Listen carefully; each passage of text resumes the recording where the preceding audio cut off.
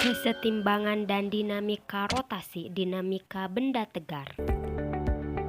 Gaya yang memiliki kemampuan untuk membuat benda dia menjadi berotasi disebut torsi. Faktor yang mempengaruhinya yaitu jarak antara gaya dan pusat rotasi atau kita sebut lengan torsi. Ternyata semakin besar jaraknya maka semakin besar torsinya, yang artinya semakin mudah benda berotasi. Secara matematis, torsi atau dilambangkan dengan tau sama dengan gaya tegak lurus dikali panjang lengan torsi. Jadi, kalau gaya yang diberikan itu miring-miring, kamu harus cari dulu gaya yang tegak lurus terhadap lengannya. Pakai sedikit trigonometri dengan mengalihkan gaya yang diberikan atau F sama dengan besar sudut, misalnya theta. Untuk besar gaya pada sumbu Y, kita bisa hitung dengan F dikali sin theta. Untuk gaya pada sumbu X, F dikali cos theta. Terus sama kayak gaya pada umumnya, torsi juga punya arah. Bedanya, arah torsi cuma ada dua, searah atau berlawanan arah jarum jam. Kedua torsi ini dibedakan dengan memberikan tanda. Buat arah torsi yang berlawanan dengan arah jarum jam, dan negatif buat arah torsi yang searah dengan jarum jam. Bagaimana cara nentuin arahnya? Tinggal putar gayanya ke arah pusat rotasi yang membentuk sudut terkecil. Misal kamu punya gaya kayak gini. Arah torsinya adalah ke kiri atau berlawanan arah jarum jam, karena sudut yang dibentuk kalau kamu putar arahnya ke kiri lebih kecil kalau diputar ke kanan.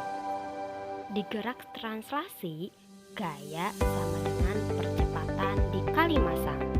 Dinamika rotasi masih ada analoginya dengan hukum kedua Newton. Ternyata rumus ini juga berlaku pada torsi.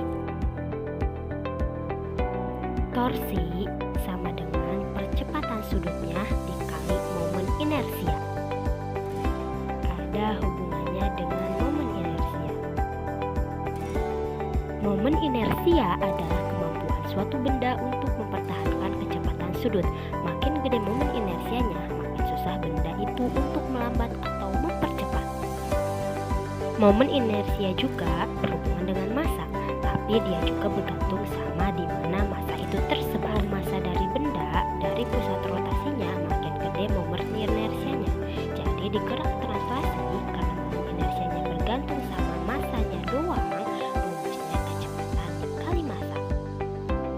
Tapi gerak rotasi, momen inersianya sama dengan massa dikali kuadrat jarak dari gaya ke pusat rotasi. Torsi sama kayak di gerak translasi, sama-sama menghasilkan suatu usaha. Semakin besar torsinya, semakin besar juga usaha yang kamu lakukan pada objek. Dan usaha ini bisa merubah energi dari suatu sistem, contohnya energi kinetik, yaitu energi dari gerakan suatu benda yang gak berotasi. Semua energi kinetiknya berasal dari gerak translasinya. Tapi kalau benda itu berotasi, sebagian energi kinetiknya itu terbentuk dari gerak rotasinya. Energi kinetik untuk gerak translasi itu sama dengan setengah massa dikali kuadrat kecepatannya. Karena pengaruh massa pada gerak translasi sama kayak pengaruh momen inersia pada gerak rotasi, dan kita punya kecepatan sudut untuk gerak rotasi, maka energi kinetik pada benda yang berotasi akan sama dengan setengah momen inersia dikali kuadrat kecepatan sudut benda.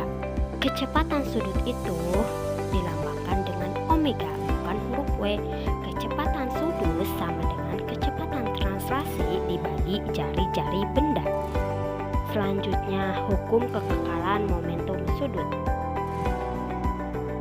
Misalnya, aku benturin cincin sama kelereng, momentum sistemnya akan tetap terjaga.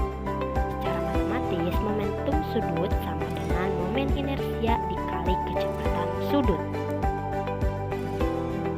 Hukum kekekalan momentum sudut ini bisa kita ilustrasikan pakai penarian.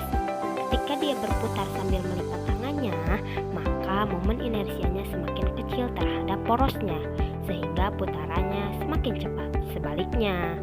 Kalau tangannya direntangkan, momen inersia terhadap porosnya jadi lebih besar, sehingga putarannya melambat. Nah, karena penari berputar di tempat, maka resultan torsinya sama dengan nol, sehingga momentum sudut penari adalah kekal, atau secara matematis L1 sama dengan